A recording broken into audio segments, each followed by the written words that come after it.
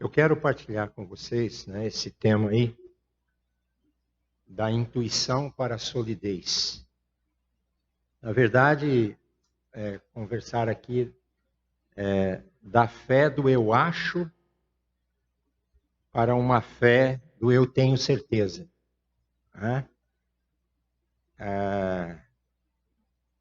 Da fé da impressão, eu tenho a impressão que seja desse jeito, para uma fé consistente. E o texto é João capítulo 9, os versículos de 1 a 25. Enquanto Jesus caminhava, viu um homem cego de nascença. Seus discípulos perguntaram: Mestre, quem pecou para que este homem nascesse cego? Ele ou os pais dele? Jesus respondeu: Nem ele pecou, nem os pais dele. Mas isso aconteceu para que nele se manifestem as obras de Deus. É necessário que façamos as obras daquele que me enviou enquanto é dia. A noite vem, quando ninguém pode trabalhar. Enquanto estou no mundo, sou a luz do mundo. Depois de dizer isso, Jesus cuspiu na terra, fez lama com a saliva e com a lama untou os olhos do cego. Então disse ao cego: Vá lavar-se no tanque de Siloé. Siloé quer dizer enviado. O cego foi, lavou-se e voltou vendo. Então os vizinhos e os que antes o conheciam de vista como mendigo perguntavam: Não é esse o que ficava sentado pedindo esmolas? Uns diziam: É ele. Outros: Não, mas se parece com ele. O homem dizia: Sou eu. Então lhe perguntaram: Como foram abertos seus olhos? Ele respondeu: O homem chamado Jesus fez lama, passou nos meus olhos e disse: Vá ao tanque de Siloé e lave-se. Então fui, lavei-me e estou vendo. Eles perguntaram: Onde está ele? Respondeu: Não sei.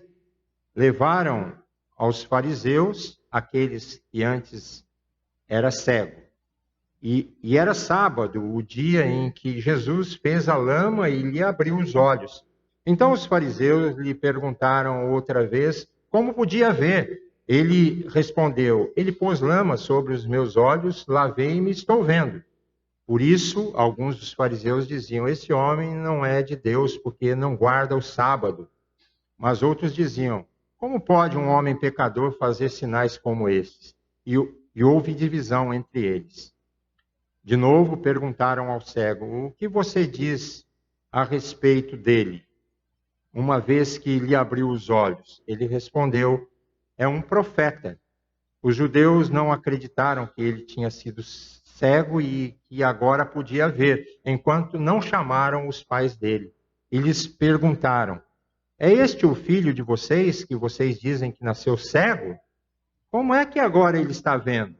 Então os pais responderam: Sabemos que este é o nosso filho e que nasceu cego, mas não sabemos como agora está vendo. E também não sabemos quem lhe abriu os olhos. Perguntem a ele, pois já tem idade e poderá falar por si mesmo. Os pais dele disseram isso porque estavam com medo dos judeus, pois estes já tinham combinado que, se alguém confessasse que Jesus era o Cristo, seria expulso da sinagoga.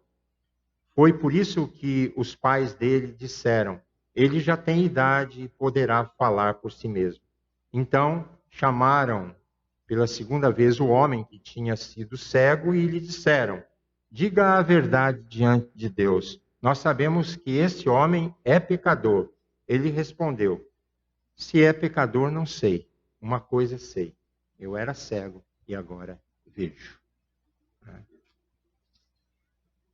Este texto, ele, assim, contém alguns diálogos, eu diria que um dos diálogos mais surpreendentes dos evangelhos, ali descritos. É um homem conhecido em Jerusalém pela sua deficiência visual. Ele aparece ali. De uma hora para outra, ele é curado por por um homem chamado Jesus, que vinha de uma cidade chamada Nazaré, e há um alvoroço naquela cidade, porque aquele homem tinha sido curado e porque aquela cura tinha acontecido no sábado. O que caracterizava naquela época para a religião uma quebra de mandamentos. Não se podia fazer nada no sábado, muito menos curar alguém. O versículo 8 tenta expressar a perplexidade do momento. E diz assim: então os vizinhos que dantes o conheciam de vista perguntavam: não é este o que estava assentado pedindo esmolas? Na verdade, eles se recusavam a crer que aquele homem fosse cego. Eles estavam duvidosos. E aí eles falavam: é ele mesmo? Não, eu acho que é parecido com ele, mas não é ele não. Aí tinham uns mais corajosos que foram até o cego e perguntaram: escuta, você é o que foi curado aí? Os seus olhos realmente foram abertos aí? Como é que foi essa coisa aí? E isso aí vai repercutindo em Israel até chegar nos líderes religiosos, que eram os fariseus, e aquele dia era o dia de sábado, e alguém resolveu dizer: mas como se alguém se atreve a curar no dia de sábado? É uma quebra do nosso mandamento, das nossas leis religiosas aqui da época. Então, eu posso dizer que uma religião sempre entra em crise quando acontece uma coisa: quando os ritos se tornam mais importantes. Jesus, ele deixa bem claro aqui na visão dele, quando ele declara que o sábado foi criado por causa do homem, e não o homem foi criado por causa do sábado. E eu encontro pessoas muito ansiosas para entender o funcionamento assim dessas coisas. E ele está dizendo assim que na verdade pessoas são mais importantes do que rituais e sistemas de uma determinada religião. É isso que Cristo está colocando. Por isso ele vai e cura no sábado. Ele executa um ato miraculoso, maravilhoso, e ele está dizendo: essa pessoa que foi curada é mais importante que todos os ritos de vocês, fariseus hipócritas, que eram críticos de tudo e de todos. Hoje em dia não tem isso no nosso mundo, só naquela época. Mas eram assim os fariseus. Eles achavam que conheciam tudo e sabiam tudo, e ninguém era nada, somente eles. E quando nós olhamos aqui para isso, a gente percebe que um outro aspecto é o pragmatismo, era a prática.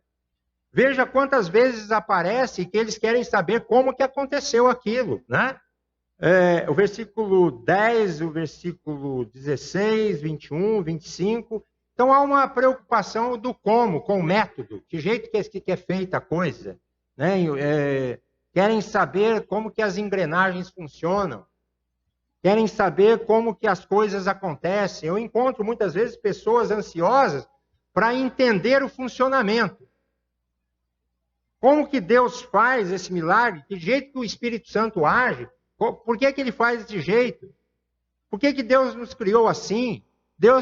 Foi Deus que te fez, foi Deus que te criou, e Ele fez exatamente do jeito que você é, porque você é especial para Deus do jeito que você é. Ninguém é igual aqui. E Ele está dizendo: eu fiz você singular. Então, aqui o método da cura é surreal, ele é bizarro. É estranho, Jesus cospe no chão, pega aquele monte de terra, embola. Imagina se você tivesse uma deficiência visual e Jesus chegasse e cuspisse no chão, pegava aquela terra ali, fizesse um bolo de terra e... Vem cá, que eu quero colocar assim, Alguns dizem: nossa, que nojo, Senhor. Não dava para ser de outro jeito. Por que Cristo faz desse jeito, porque ele é Cristo, porque ele é Deus. Ele faz do jeito que ele quiser. Ele faz as coisas como quer, quando quer, a hora que quiser, porque ele é Deus. Ele pode. Né? E ele não pega as coisas certinhas, mas se fosse pelo método, os rituais iriam dizer, mas nós temos um sistema aqui, essa cura deve ser executada desse jeito, o primeiro passo é esse, o segundo passo. Então Jesus pega, embola a terra, faz um lodo, uma pasta e coloca nos olhos daquele cego. E o cura. Né? Cura. Então, os métodos de Jesus é de Jesus. E essa experiência que ele está vivendo aqui, por este homem, leva ele a responder algumas perguntas, alguns questionamentos essenciais sobre Jesus. Quem é Jesus? Qual o seu papel diante de Deus? E qual é a obra? O que ele representa na terra? Ele não apenas teria que responder a algumas questões, e esse rapaz que é curado, as pessoas começam a lhe perguntar, ele tem que responder sem ele saber exatamente quem era aquele que o curou, que executou a cura nele. Ele não o conhecia. E esse texto vai demonstrar que este homem precisa sair de uma fé de experiência intuitiva para uma fé consistente. De uma fé de impressão, eu acho, para uma fé sólida. Da intuição para a solidez. E a fé intuitiva, ela tem algumas marcas. A primeira marca de uma fé intuitiva é que uma fé intuitiva tem uma experiência com Deus. Você já teve uma experiência com Deus? Na verdade, muitas pessoas param nesse primeiro estágio. Tem a experiência com Deus e para. Já viu gente assim? Ela passou por uma experiência com Deus e para. Recebe um milagre, recebe uma bênção, recebe uma graça e encerra ali.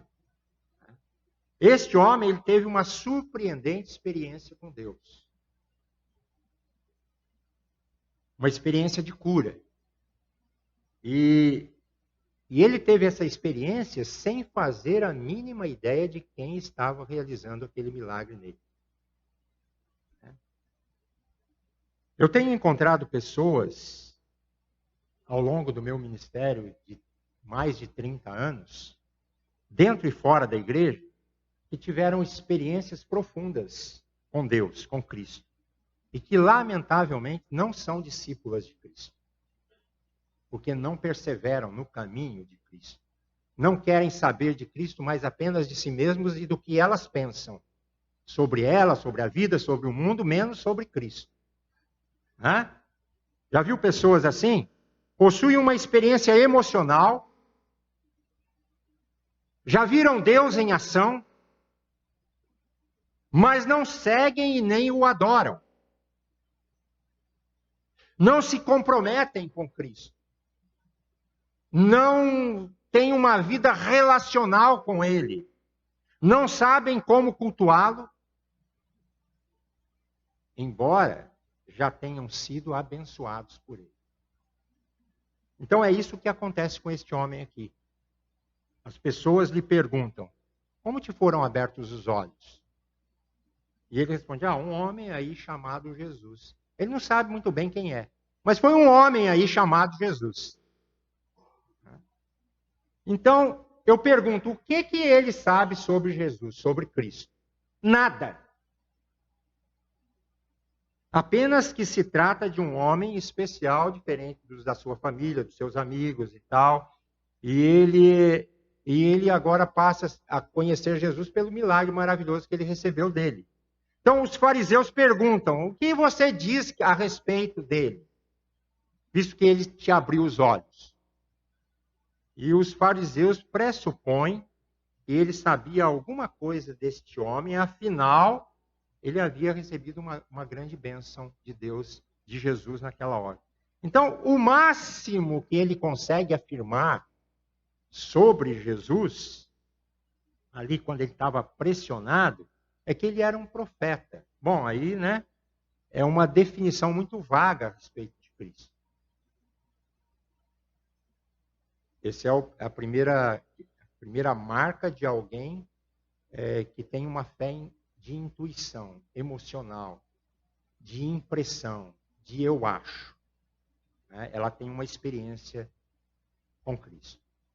A segunda marca é que ela não tem nenhum relacionamento com Jesus. Essa segunda característica dessa pessoa é que ainda ela se encontra no estágio primitivo de fé intuitiva. Né? Não sabem quem é Cristo, não sabem onde encontrá-lo, apenas teve uma forte experiência com ele. Muitas pessoas falam de Jesus, atribuem curas realizadas por ele, veem milagres acontecendo na sua vida e na sua casa, sem, contudo, possuir qualquer experiência pessoal ou relacional com Cristo. Foi o que aconteceu com este servo. Ele não tinha relação nenhuma com Jesus. Muitas pessoas falam de Jesus e atribuem as curas, falam a respeito das curas realizadas por ele, mas os milagres estão acontecendo, mas não tem relação com ele. Isto faz com que a fé se torne em algo assim superficial, intuitivo, de impressão, do eu acho. É uma fé circunstancial e emotiva. Eu tenho fé. Né? Sabem que algo aconteceu, sabem que Jesus fez alguma coisa, mas param ali. Este tipo de fé tende a transformar Jesus num milagreiro, num curandeiro, e o Brasil está cheio de gente assim. Né? Cheio de gente que estacionou no nível da fé superficial. Mas uma última marca aqui dessa fé intuitiva é que essa pessoa tem uma concepção vaga sobre Jesus. Qual é a sua concepção sobre Jesus? Ou se alguém lhe perguntasse quem é Jesus para você, você teria na ponta da língua o que responder? Na ponta da língua, assim, com certeza, de bate-pronto, olho no olho, Jesus é isso. Poucas pessoas teriam na ponta da língua o que dizer. Até mesmo muitos cristãos. Então, tem uma concepção vaga sobre Jesus. Quem é este homem? Quem te curou? Quando lhe perguntaram, ele tem uma colocação correta, mas limitada. Ele diz, ele é um profeta. Ele diz, ele é um homem. Um homem especial. Tal. Parece que ele anda com Deus. Ele vê uma excepcionalidade em Jesus. E ele fala, ele é um profeta. Isso já demonstra um respeito maior por Jesus. Mas ele não sabe ao certo. Ele tem a percepção de que a relação dele com Cristo era superior, a relação dele com Cristo era uma relação superior, porque ele entende que esse Cristo tinha uma relação com o Pai, com Deus Pai, para fazer o que fez. Mas a sua fé ainda é superficial. Jesus, ele não é apenas um homem especial. Jesus não é apenas um profeta. E por esta razão, Jesus, ele tem uma experiência e Jesus vai ao encontro dele de novo. Os dias passam e Jesus vai ao encontro dele de novo. E quando Jesus vai ao encontro dele, ele vai mostrar algumas coisas para ele. No versículo 35 diz assim, ouvindo Jesus que o tinham expulsado, porque ele tinha professado a fé, Jesus aparece para ele e diz, você crê no Filho do Homem? Isso é mais lá no final do texto. E aí ele responde assim, mas quem és tu quem é o Filho do Homem para que eu nele creia? E Jesus então olha para ele e diz, sou eu, é este que fala contigo. E ele simplesmente diz, então eu creio, e ele se prostra e adora a Deus. Né? Então, o que Jesus está fazendo com este homem? Ele está mostrando a fé intuitiva dele para transferir ele para uma fé sólida e consistente. Né? O que a gente percebe é que ele deu essa resposta, eu creio, e Jesus então se aproxima dele e clarifica o que ele quer mostrar. Mostra para este homem que a fé tem que ir muito mais além. A experiência de cura não é o bastante para mexer com a sua alma, para curar você interiormente, para dizer, você vai para o céu, você vai viver comigo eternamente. A experiência de cura não é o bastante para a salvação. Muitos foram curados por Deus e mesmo assim vão para o inferno. Muitos tiveram experiência com Deus, mas não se converteram e nem adoram a Cristo. Nós precisamos entender quem Ele é e o que Ele veio fazer entre nós. Então, Jesus mostra a esse homem o que é preciso para avançar ao próximo nível de fé. E ele diz assim que ele, então, precisa se aprofundar nas suas convicções. E está evidente aqui no texto. Todas as vezes que alguém perguntava para este homem sobre as suas afirmações a respeito de Jesus, as afirmações dele eram vagas e imprecisas. Agora, brota no coração dele uma convicção profunda, ousada, intrépida. Quando Jesus diz quem ele é, Jesus se identifica para ele, ele simplesmente diz, eu creio. Ele faz uma profissão de fé. Ele diz, eu creio. Já não é mais, eu não sei. Agora é, eu sei. Você consegue dizer quem é Jesus na tua vida? Você pode dizer, eu sei quem é Cristo na minha vida? Eu já sei quem é. Não é mais incerteza, mas é confiança e segurança.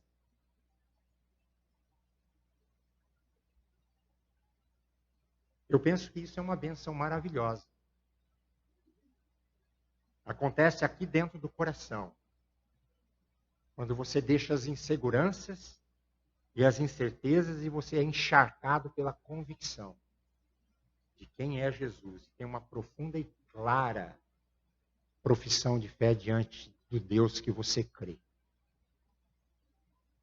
E Jesus diz para ele, né? Ele num gesto sintomático, ele não só diz que crê, mas ele se prostra e adora. Esta é a segunda coisa que acontece numa fé madura e consistente. Quando aquele homem declara sua fé publicamente diante de Jesus, das pessoas, de uma forma impulsiva e imediata, ele se curva e ele se rende. Ele diz, creio, Senhor, o versículo 38, e o adorou. Creio, Senhor, e o adorou. Agora, a sua atitude era muito difícil de fazer naquela época. Sabe por quê? Porque ele morava perto da sinagoga, ele como judeu, ele aprendia muito da Torá. E a Torá tinha o Shema hebraico, que falava que só podia adorar a Deus e se curvar diante de Deus. Não farás para ti imagem de escultura, nem a adorarás, nem darás cultos. Você não pode se dobrar diante de ninguém, a não ser diante de Deus e de nenhum homem. Então foi muito difícil para ele, porque agora ele se dobrou diante de um homem. Para todos que estavam vendo, era um homem que estava ali. E ele se curva. E essa atitude também, apesar das diferenças culturais que nós temos na atualidade, será que não é assim nos nossos dias também? né? Como as pessoas têm dificuldade de se dobrar, de se curvar, de quebrar o orgulho. Eventualmente, podemos trazer uma oferta, podemos participar de um culto, mas às vezes encontramos dificuldades em nos render totalmente a Cristo Jesus. Este homem chegou ao ponto, eu creio. A fé madura, a fé bíblica, nos leva a um ponto central: se render e adorar. E é isso que agora este homem está fazendo. E eu quero concluir dizendo o seguinte: passe sempre da superficialidade para a consistência, da intuição para a solidez. Nós precisamos caminhar nesta fé firme, certa, essa fé salvadora, da experiência da cura e de milagre. E porventura nós possamos ter com Deus. Se você já recebeu uma bênção de Deus, de Cristo, mas ainda não se curvou, porque ele recebeu a cura e foi embora. Lava no tanque de Siloé, ele fez isso e foi embora. Mas depois, no encontro com Cristo, ele é firmada a sua convicção, a sua fé. Deus nos chama adoradores desta maneira, né? Jesus quer nos levar a um outro nível de fé. Por isso, ele procura o homem depois para dar um aspecto mais importante na vida dele do que a cura que ele recebeu. Porque ele tinha que ver, na verdade, com a sua alma, com o seu coração. Deus, eu penso assim, que aquele momento, né, que Deus queria transformar, Jesus queria transformar aquele cego num adorador, numa pessoa convicta da sua fé. Tem gente que tem relacionamento com Deus. O milagre, olha, escutem isso aqui. O milagre, na verdade, é uma forma didática, pedagógica, para Deus ilustrar experiências espirituais muito mais profundas do que um simples milagre que possa lhe acontecer. A minha oração nesta noite é que Deus nos tire de uma fé meramente intuitiva para uma fé madura. Que nos torne verdadeiros adoradores, gente com o coração curvado, prostrado, fazendo profundas asseverações sobre quem é Jesus. Que nós possamos, assim, sair de uma relação de busca da bênção do Senhor para uma relação de busca do Senhor da bênção. Que Deus possa lhe abençoar muito. E que a fé da impressão do eu acho possa se tornar uma fé de muita certeza do que você crê. Que você possa sair da intuição para a solidez. Que Deus muito o abençoe, não é? E possa sempre você saber em quem você tem crido. Amém.